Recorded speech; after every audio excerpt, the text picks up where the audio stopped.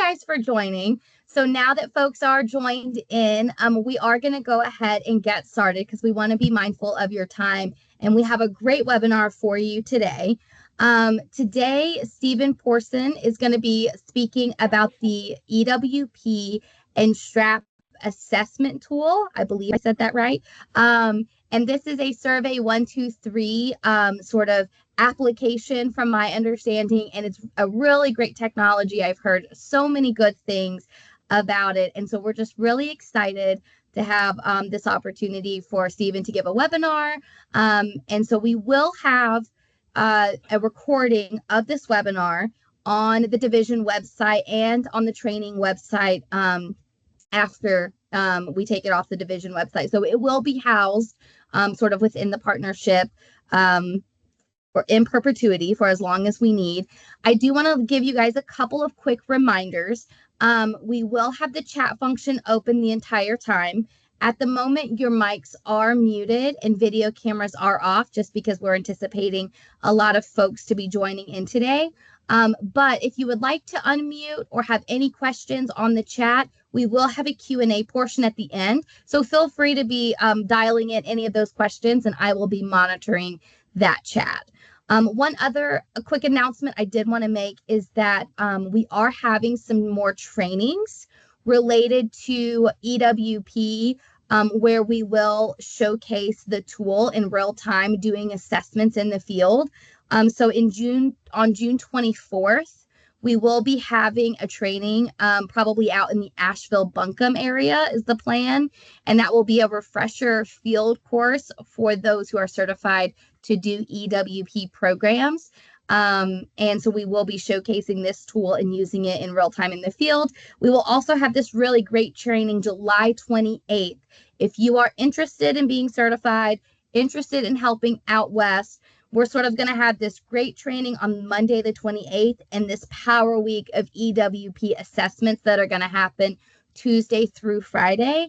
And folks will still get all the, hotel rooms and meal stipends. So if you are interested in helping out and really want a really, good start to your EWP training experience on the disaster side of things, we do have that option. So more details coming soon.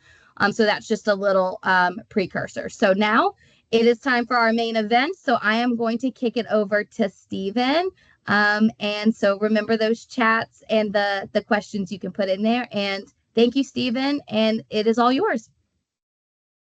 Thanks so much, Brandy. That was a great introduction. As I said, I'm Stephen Porson. I'm the GIS specialist of the division. And I'm going to be talking about this EWP site assessment tool, which I'm still working on the name, but work in progress. So can everyone see my screen first off? Okay, wonderful. Yeah.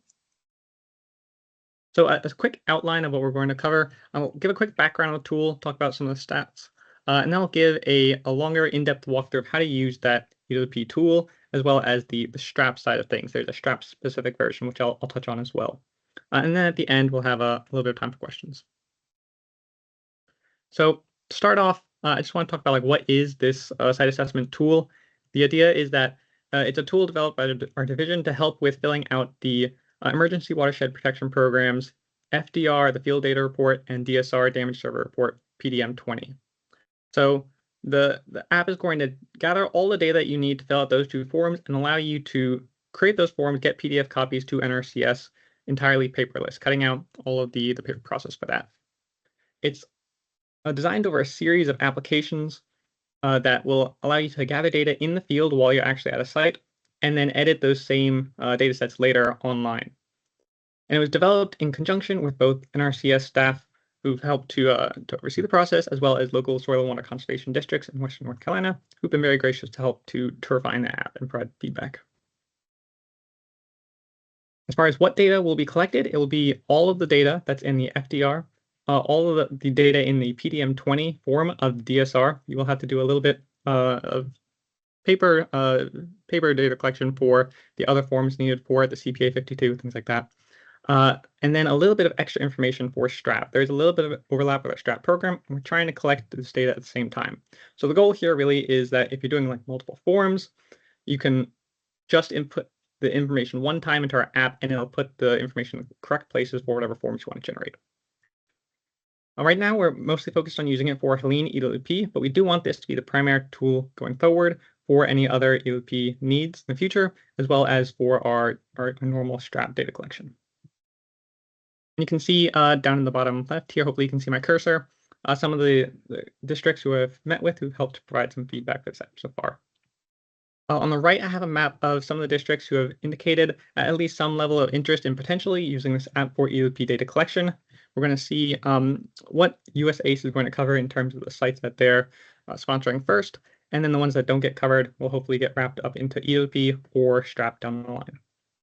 We do have 2 counties right now. We're looking at using this app primarily for StRAP data collection. We're hoping that the rest of the state can follow suit after this app is refined a little bit. As far as the number of EWP sites we're anticipating, that number is a pretty wide range because we're not sure what's going to be picked up yet by other organizations, but we're estimating roughly 1,000 to 2,000 forms may come through this tool.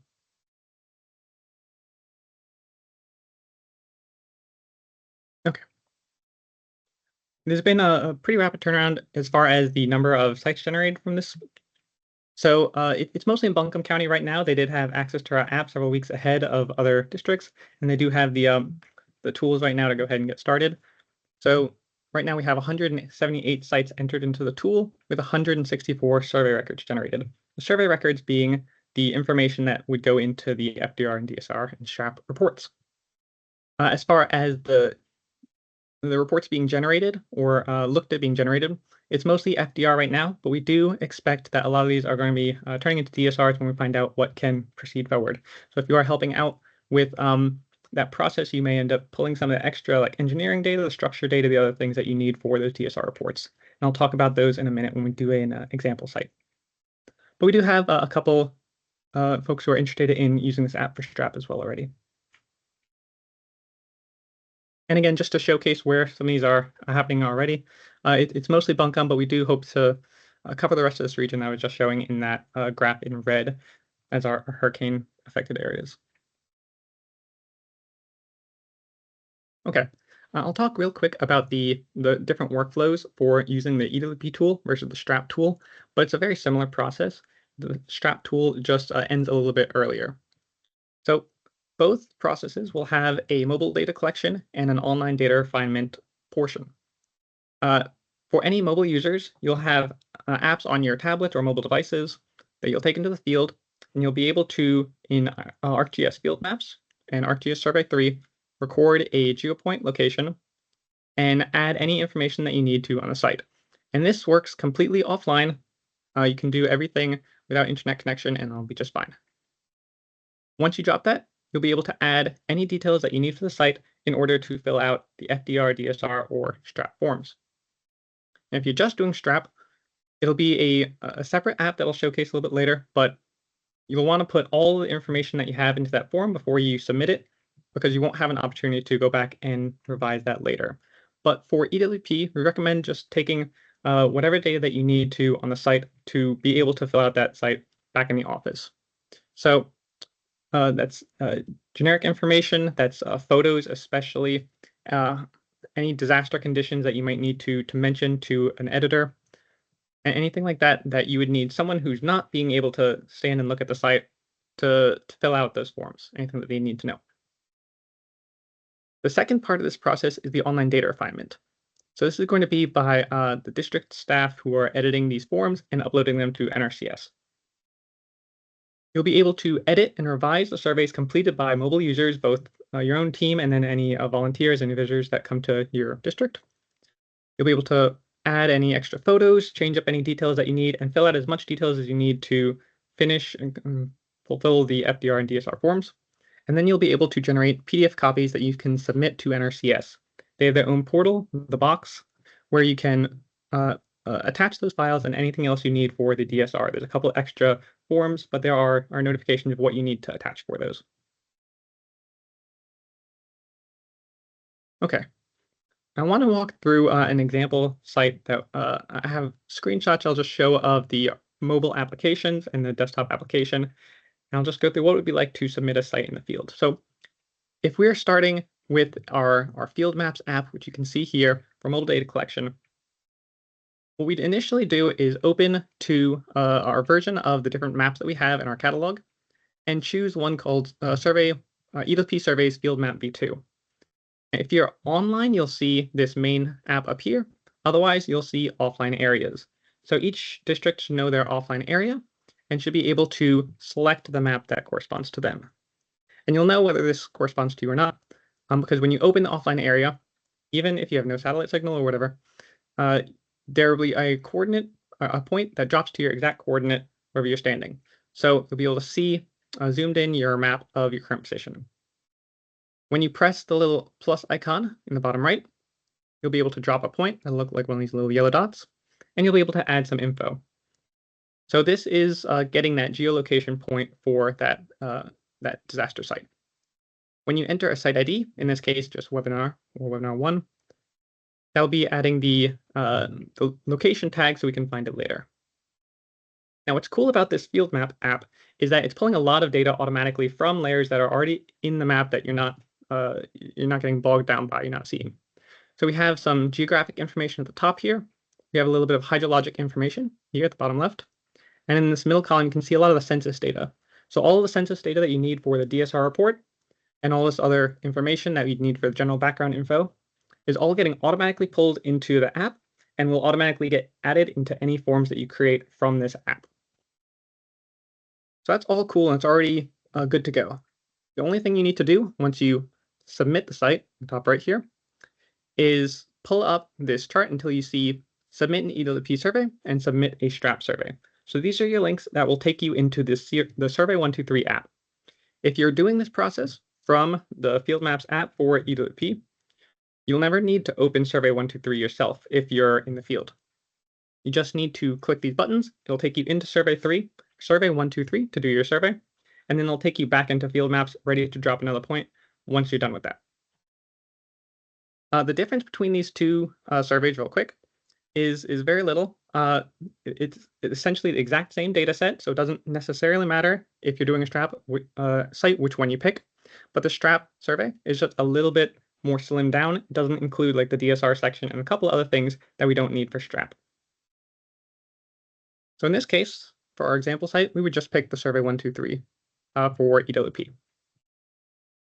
When you get into Survey 123, this is where you get into the details, the meat and potatoes of this. You have some generic info at the top explaining what this app's about. You have an option to select which programs you'd like to apply for, whether you'd like to fill out an FDR, a DSR, or apply a StRAP or another program. And then you have your 3 important sections here that you need to read through and fill out in the field, depending on what site you're in, or what forms you're interested in. For all 3 forms, you'll need to fill out this section 1, and this has all the information for the FDR, but then also just generic background information that we would need to process these. If you want to do a DSR, there's section 2, and if you want to also be applied for StRAP, there's a section on that as well. And you can see a little bit of the differences what we have here. So in section 1, we'll just go through these one at a time. You have your background information section, and this is mostly what's going to be pulled from the Field Maps app. This is all your geographic information, all your hydrologic information, and then a little bit of information about the sponsors. What you do need to add for this is your damage description, and then pick the repair needs for that site. There's also an eligibility and defensibility section that's mostly yes/no questions with a couple autofills that's needed for the FDR and the DSR. And you'll have to edit those responses for any that you select yes for. The tricky parts are sections 1.3 and 1.4, which are your structures and your practices and components. So we'll go through each of those in the next couple of slides to look at what those are in detail, but this is where you get into more of the engineering side of things. And then finally, we have our pictures and descriptions. This section is pretty flexible. It'll allow you to take pictures with the actual device you're in, or upload pictures later from a file. So if you have like drone images, anything like that, you can add those later. If you're doing a DSR section, you may not end up having to enter any data in the field, but the section is in the app for editing later, and for if you have any needs in the field that you would like to record some notes or data for. but it has the economic considerations and engineering, which are essentially mimics of the cost estimate for repair measures and estimated structure value sections from the FDR portion. And then you have a couple other sections that are necessary for the DSR.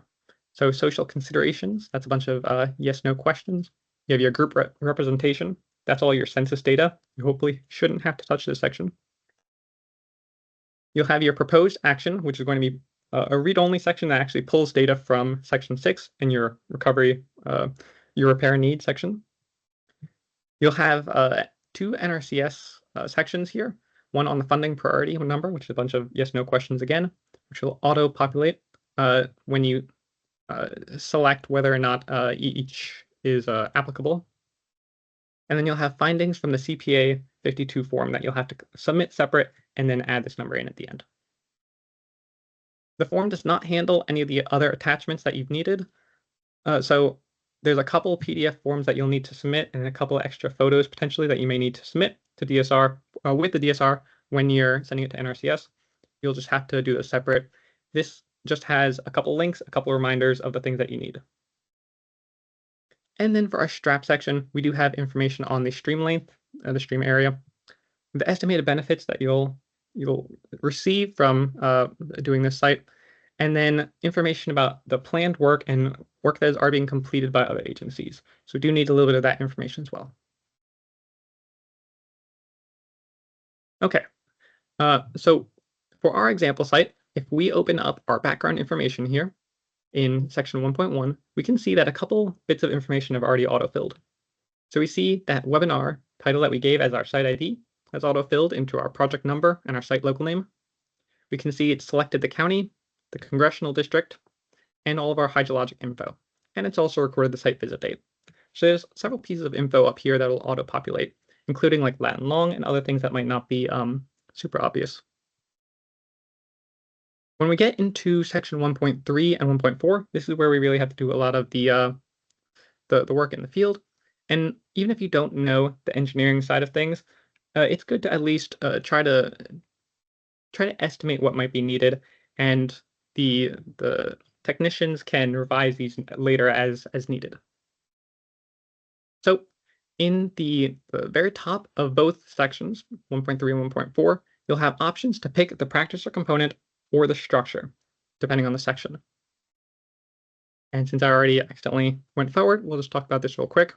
All of these values come from NRCS tables that have been provided and are in the box for each district in which these are relevant, so that they can find the appropriate measures that they can use for these sites. So for instance, if we were looking at erosion control, we can do 326 erosion control, clearing and snagging, and this would be the cost per unit for that value. Those tables have been incorporated into this app, so you don't have to think about the units and the unit cost. When you pick, for instance, 0 to 5 foot bank stabilization and streamline protection, it'll autofill the unit cost and the unit.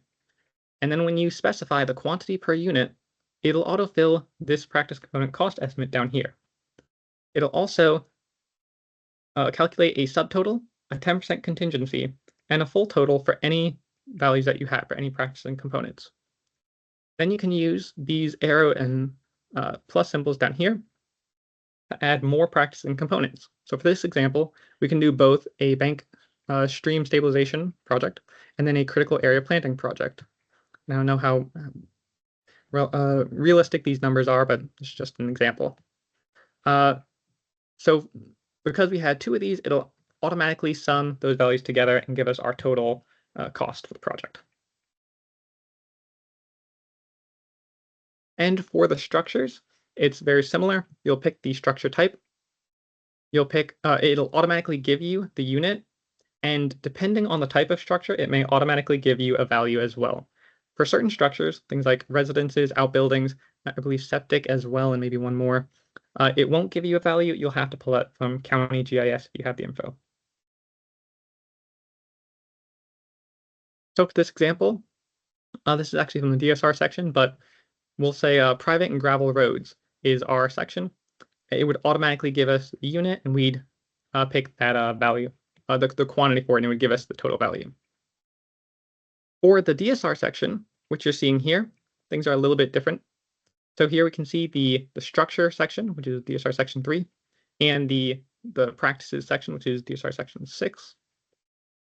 You can select the structure or the practice just like you would have in section 3, but you'll have to add extra information. It'll ask for additional details, which are required for those forms. Then you'll put in for the structures your damage value and choose that damage factor. And this will give you your near-term damage reduction cost. So this is a little bit different from the other section, and your structure value may be a little bit lower if you're not using 100% damage factors. For the components side, the practice and components, you have a little more flexibility as well. So you can add details on your recovery measure, and then you can change the units and unit cost freely. So instead of $9.50 per acre for our critical area planting, I said 40 for each shrub planted for 40 shrubs. So now instead of the per acre value at $1,900, we have a recovery cost estimate of $1,600. And we've actually saved $300 to potentially improve our cost benefit analysis. So when you're done with those sections, you'll see at the bottom of section 3, the cost benefit analysis here. So you have your total near-term damage reduction, which is the structure value. And you have in this net benefit box, your 40/70, which would be the bank stabilization and the critical area planting value combined. And you see that it is still profitable to do this project. Now with the DSR section 3, you also have other types of information you can submit.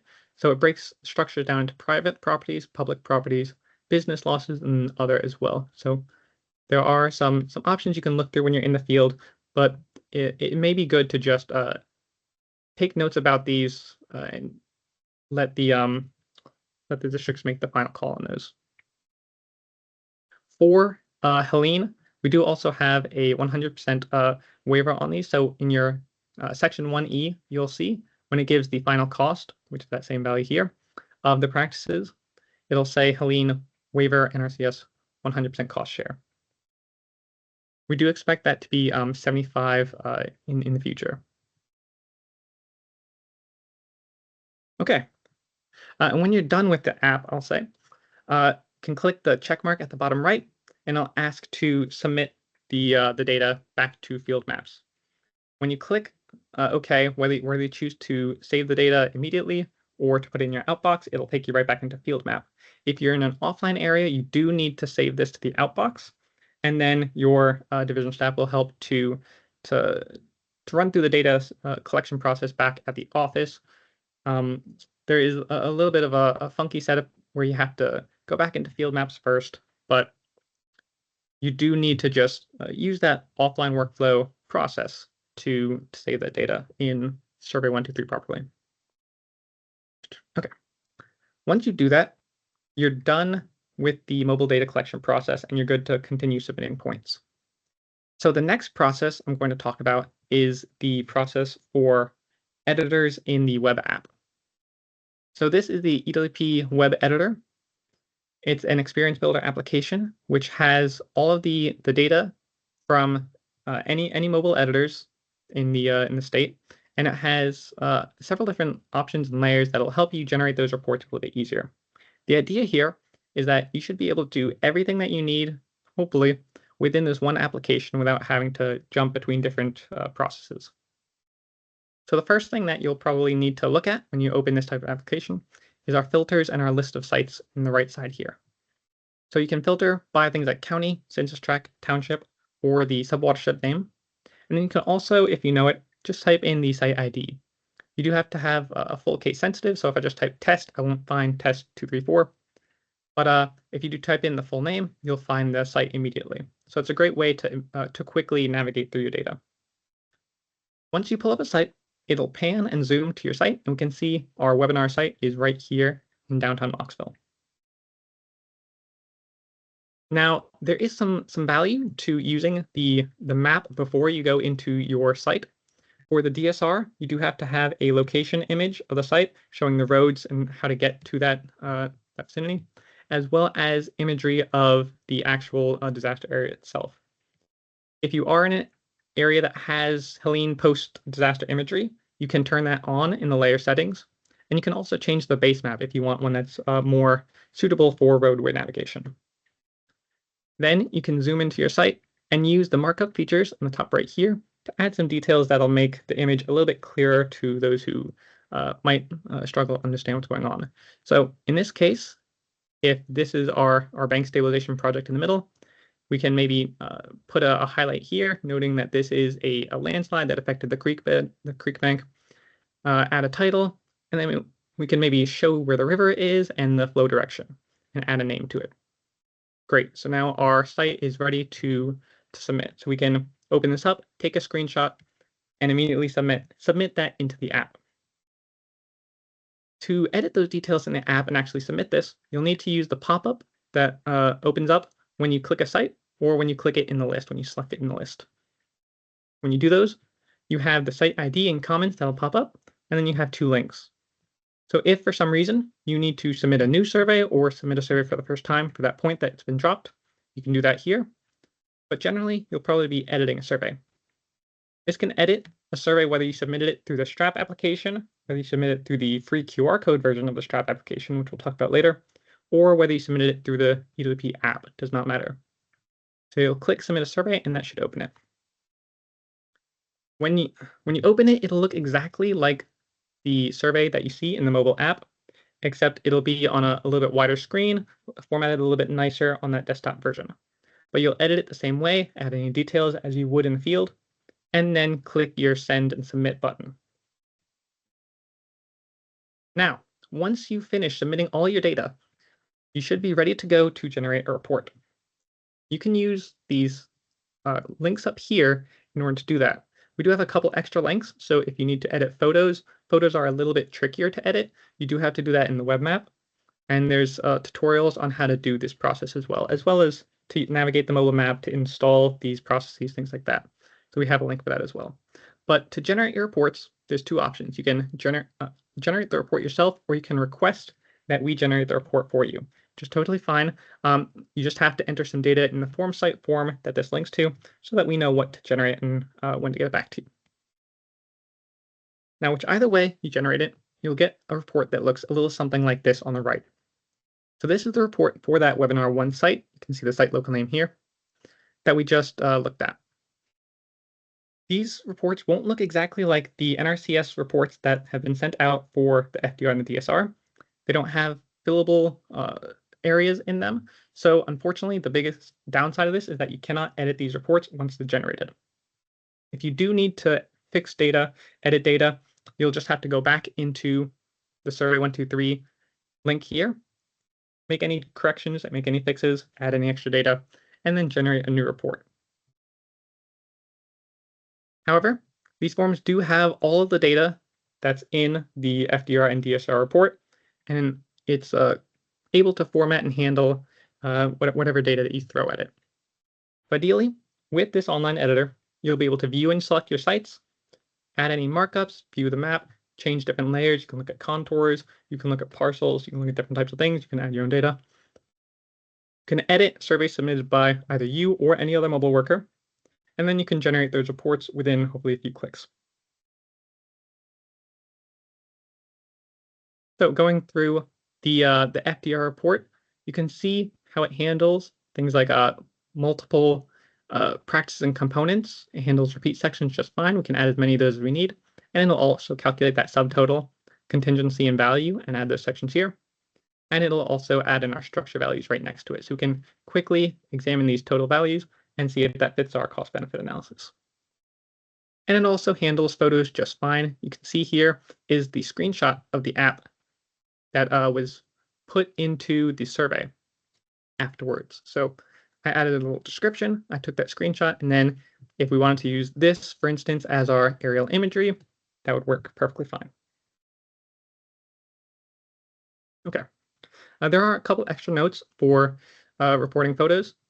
You can use your mobile device or upload later. So I mentioned you can use like drone imagery or imagery from a camera or another device. For instance, if you went to the site earlier and you want to upload those photos later, that's totally fine. You can use the app to, you can use the link to add any photos as necessary. The only complicated thing is changing or deleting photos. So I try to tell people just to make sure you're uploading good quality photos at the time when you're in the field. The process does handle photos regardless of orientation, so landscape, portrait, totally fine. Just try to include detailed photo descriptions when you're in the field, because it is a little hard to tell what's going on afterwards if you don't have that type of information sorted out at the time. And of course, try to include all high-quality photos of any structures being threatened, as well as all areas being impacted. So it's really important that you capture what's actually being protected while you're doing the EWP surveys. Can we go back later and upload from a desktop or a laptop? Absolutely, yes. You can upload by going into this application and clicking Edit Survey. You'll be taken into the exact same survey that any mobile user entered. And you can scroll down to the section with the photos and edit them from there. So if you have, for instance, drone photos, you won't be able to edit those in the field, obviously, or enter those in the field, but you can just pull those in from a file explorer and it'll work totally fine.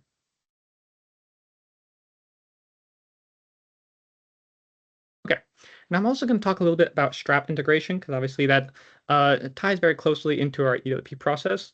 We're going to be considering a lot of the same sites, likely for EWP and StRAP, but we're waiting on StRAP right now to find out what EWP will or won't cover. As a result, we're going to try to collect the data in the same way. We're collecting it in the same app right now, but we do need a little bit of extra information for StRAP. So the stream length, estimated benefits, and prior work that we mentioned before. Now, if you do want to submit only to StRAP, you do have additional options, and there is a StRAP-only app already available. So this is a free version of the app where you can just submit the information needed for StRAP specifically. And I'll also say, if you're waiting to get access to the EWP tool, but you're anxious to get out in the field and start collecting data, you can already use this app to record some basic data and then manually add the other data that wouldn't be pulled in through field maps from your desktop later. So that is another workflow that you can utilize. And this QR code does work. You can download the StRAP app. You just have to have Survey 123 downloaded onto your device. And to go over real quick what this StRAP Survey 123 looks like, it's a slimmed down version of the app that you've just seen. It's called Survey 123 Public StRAP. It includes the site ID and geopoint, again, that you'll enter in StRAP without having to go through field maps. And then you'll have to add some basic data like your name and email. If you're in an online area, it will automatically try to pull info on the county, census tract, township, and subwatershed. If not, these fields will just be blank, and you'll have to enter them manually. But you can see in the bottom section here, we have the entire Section 3 StRAP that was in the other form. And then we also have what were Sections 1.1, your general information, and Sections 1.5, your pictures and descriptions. So we cut out the Section 1.2 on the eligibility, and the Sections 1.3 and 1.4 on structures and practice components. If you do have information on them, you can add them in the additional comment space, but if not, it's not a big deal for those as well. And then finally, I want to talk about the initial setup of these apps a little bit. So it is a little more challenging to set up for the EWP data collection app, unfortunately, because this app requires you to use field maps, which requires ArcGIS accounts with a certain level of permission, and for the EWP web editing app that needs you to go through ArcGIS Online and have an account for that. So this is unfortunately paid, and it's managed through our division. This requires ArcGIS accounts with either a mobile user access or a creator license. However, to set up for this, we can provide you those accounts or get your existing accounts in if you have an ArcGIS account that's one of those levels already. All you'd have to do is contact the division for access, and we'll set you up with a temporary account or add your account into our existing groups. And then when you download Survey 123 and field maps on your mobile devices or Survey 123 on your desktop, you'll automatically see those apps filter into your systems. Now, the data collection app is a bit easier to use because it's free to use. All you'd have to do is download the Survey 123 on your mobile device, like you would for the EWP data collection process. and then scan that QR code, and it'll install the survey automatically, and you can get started quick. And as far as the tutorials and tool access, all of this is available on our division website. So if you navigate to soil water conservation, you can go to Programs, Initiatives, STRAP, and then there's a section called Disaster, I believe. It might be called Hurricane EWP Application. This will have information on the tool. It'll have the QR code for the STRAP-only version of the app, and it'll have some tutorials. It'll have installation instructions and then 3 video tutorials navigating through how to use the process for mobile users, for desktop users, and then how to generate those final reports for NRCS. Hopefully all the information that you need for refreshers or for troubleshooting is here, but if not, there's also contact information on the page. Please feel free to contact me with any questions that you have on this. And as far as our next steps, we are going to be continuing to roll out this app to any counties who are still needing this for EWP application and haven't gotten access to this yet. We are trying to get iPads out to folks. We do have a couple iPads that we've ordered that we've been waiting for to help with the EWP data collection process. Those hopefully will not be too much longer, and we can get those out to the counties who really need tablets for field data collection. We'll also be trying to get the STRAP application out to anyone who's looking to do STRAP and to folks who might be interested in using it for EWP data collection in the meantime. And as far as future availability, we do want this to be the primary app going forward for all EWP needs, as well as for our non-data collection workflow through that STRAP mobile app. And we'll be continuing to try to refine this process so that the EWP process is just as simple. Excuse me.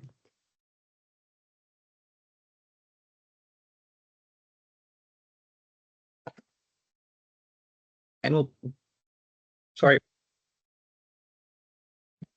And we'll be also showcasing this app at multiple regional meetings coming up, including in-person meetings on June 24th and July 28th, as Brandy mentioned. If you have any questions or you need assistance with setting up this app, if you like in-person trainings, anything like that, I can absolutely assist with that. Please just let us know. My email is steven.borson@ncagr.gov. You can contact my work phone. And if you have specific questions related to STRAP as well, Matt Safford is also available to answer questions on that. So thank you very much for listening. Any questions, Brandy? Thank you for that, Stephen. Yeah, great job. Yeah, so folks, we have a Q&A portion. So if you have any questions, you're welcome to come off mute or put questions in the chat. At this point, it doesn't appear that we have any questions in the chat at this moment, but feel free to take some time and put those up, or you can raise your hand and I can call on you and you can unmute.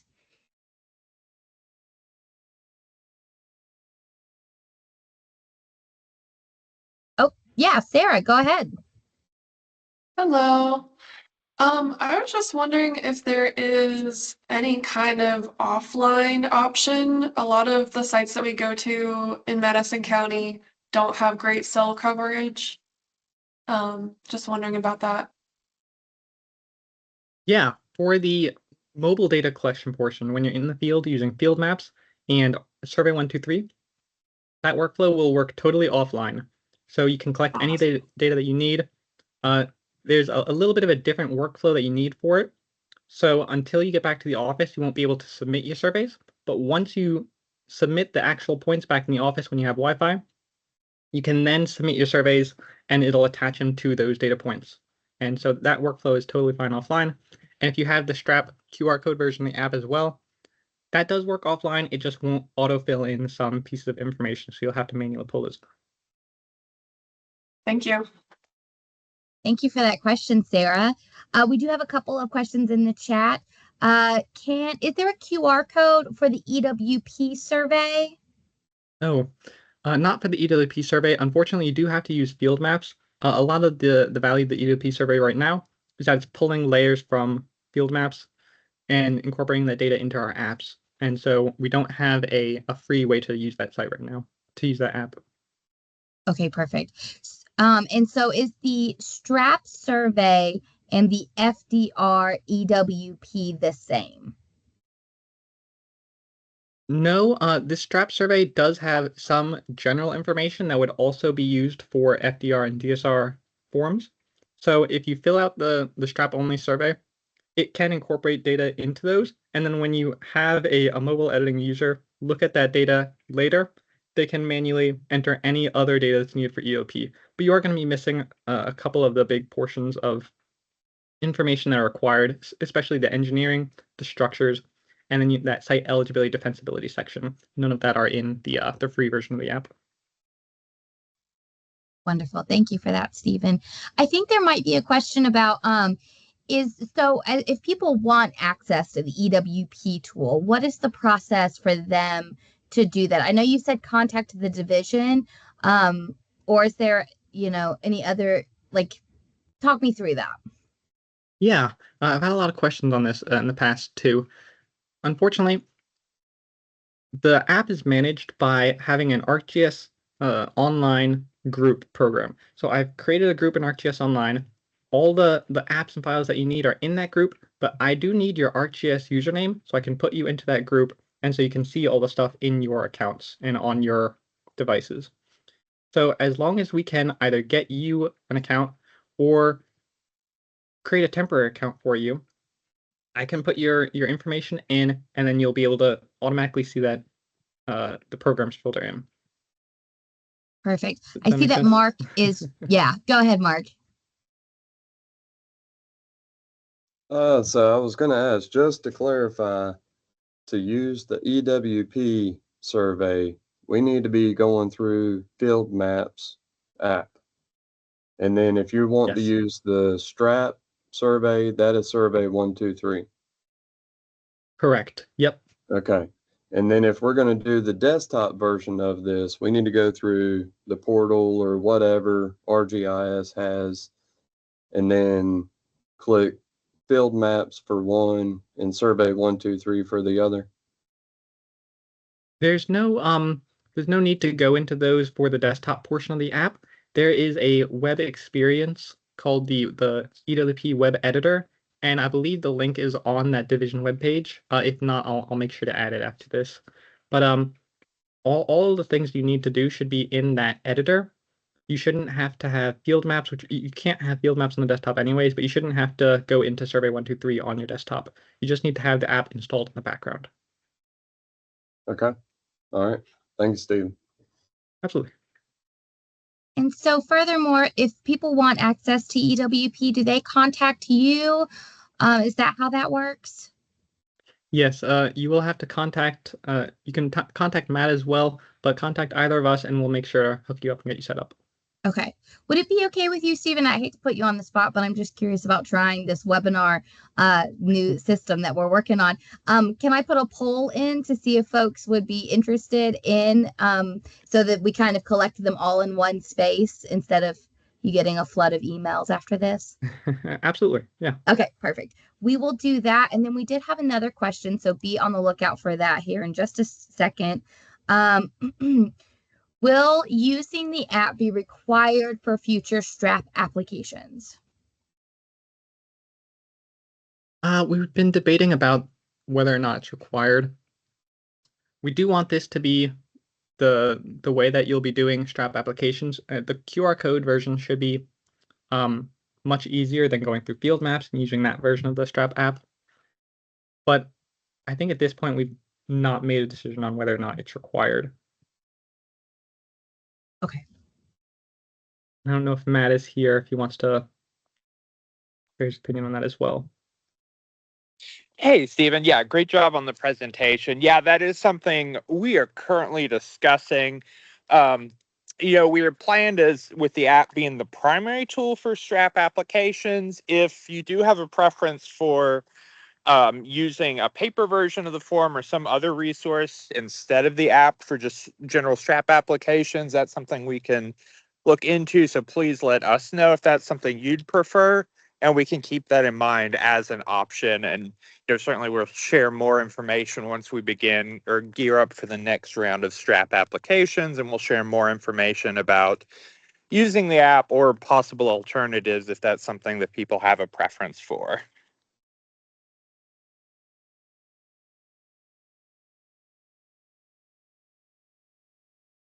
All right, sounds great. Thank you, Matt.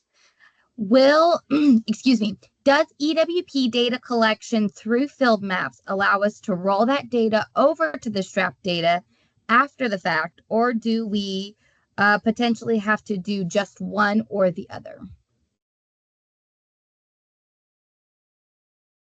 I'm a little bit confused by the end of that question, but if you submit the data one time, it'll be valid for both programs. So it's one data set, but you're accessing it through different apps. So if you submit through that StRAP only app, you're still submitting it into the same data set. And if you go into like the data editor later, you can still edit those apps, still edit that data, add any EWP information, and generate EWP reports from it.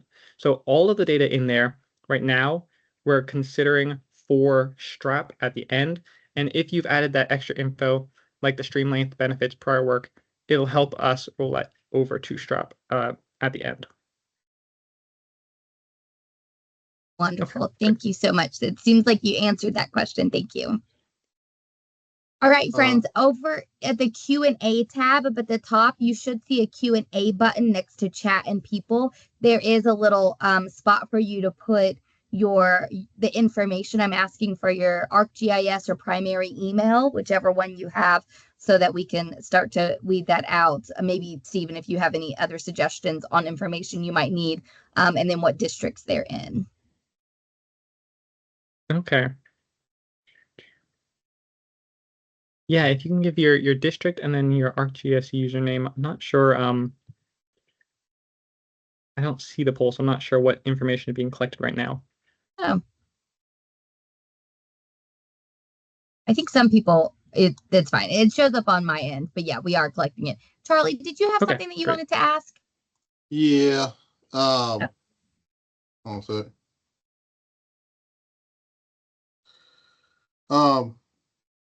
So a couple well, I guess that question just got answered. So when sorry, trying to collect my thoughts. Will other programs like CCAP or Ag Cost Share eventually be integrated into the same system? Right now, we're not looking at doing that. If we do have a need for a system like this for CCAP or one of those other programs, we'll likely end up developing a separate app for those that will maybe be similar to this, but it won't integrate into the same data set, no. Okay. And just to add on to that, I know that is something Julie Henshaw and I have discussed as ways to, incorporate tools like this into other division programs. I know that's something Julie spent some time working on and something that Stephen's going to work on in the future.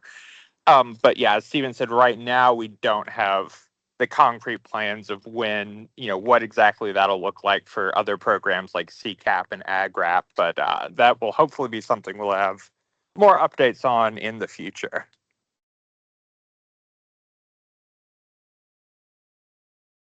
Thank you so much for that, Matt. I appreciate that. All right, folks, it looks a little quiet in the chat. Are there any questions that you have, or would anyone like to come off mute and ask any questions?